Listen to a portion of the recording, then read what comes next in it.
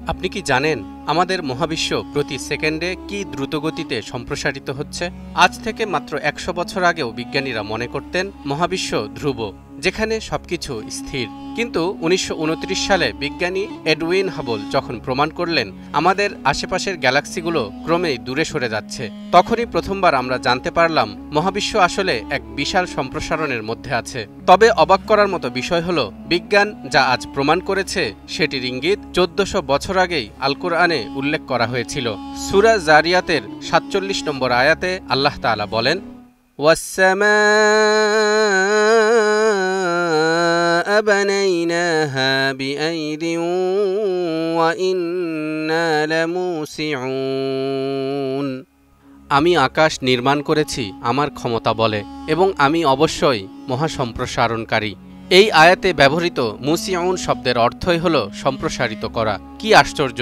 ছোট্ট এই আয়াতের গভীরে লুকিয়ে আছে মহাবিশ্বের প্রকৃত অবস্থার এক নিখুঁত বর্ণনা।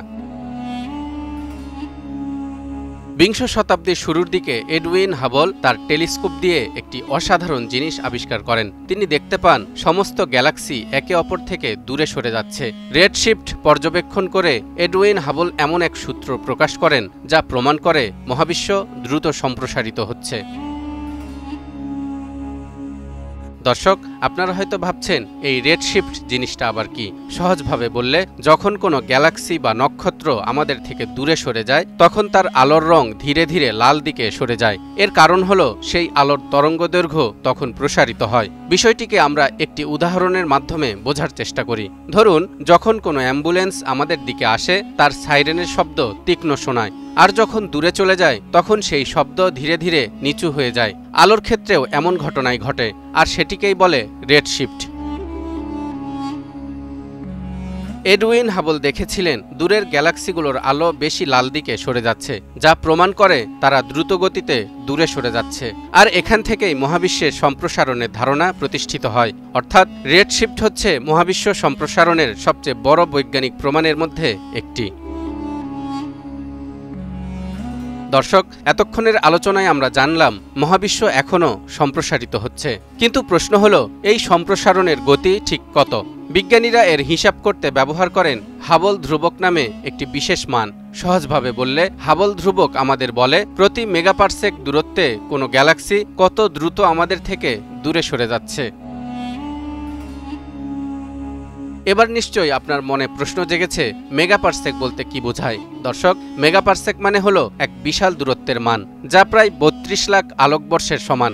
অর্থাৎ কোনো গ্যালাক্সি যদি ১ মেগাপারসেক দূরে থাকে, তার আলো আমাদের কাছে পৌঁছাতে ৩২ লাখ বছর সময় লাগবে।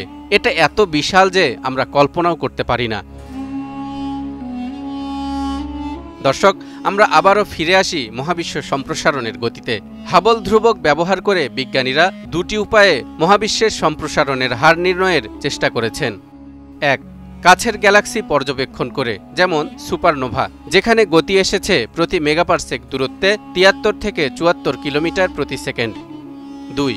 মহাবিশ্বের প্রাথমিক আলোর অর্থাৎ সিএমবি বা কসমিক মাইক্রোওয়েভ ব্যাকগ্রাউন্ড বিশ্লেষণ করে পেয়েছেন ৬৭ থেকে ৬৮ কিলোমিটার প্রতি সেকেন্ড প্রতি মেগাপারসেক দূরত্বে। এই যে দুই ফলাফলের মধ্যে সামান্য পার্থক্য দেখতে পাচ্ছেন, একে বলা হচ্ছে হাবল টেনশন।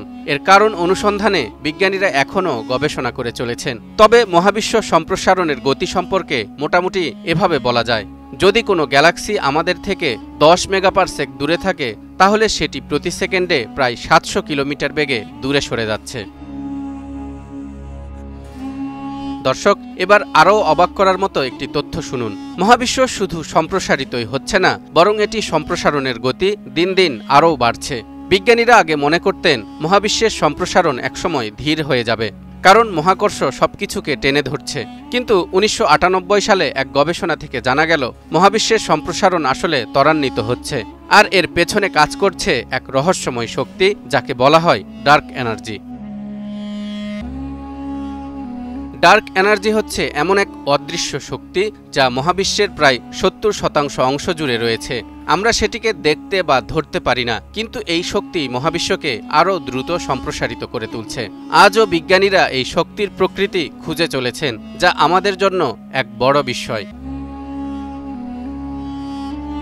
মহাবিশ্বের এই অবিশ্বাস্য সম্প্রসারণ আমাদের আবারও মনে করিয়ে দেয় আল্লাহর সেই বাণী, আমি আকাশ নির্মাণ করেছি আমার ক্ষমতা বলে এবং আমি অবশ্যই মহাসম্প্রসারণকারী।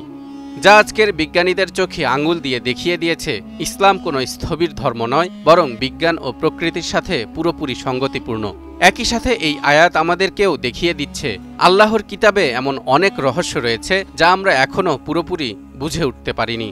প্রতিটি বৈজ্ঞানিক আবিষ্কার যেন কোরআনের আয়াতগুলোর সঙ্গেই সামঞ্জস্য রেখে নতুন করে সত্যতা প্রকাশ করছে। তালহা ইবনে রেজা, নিউজ 24।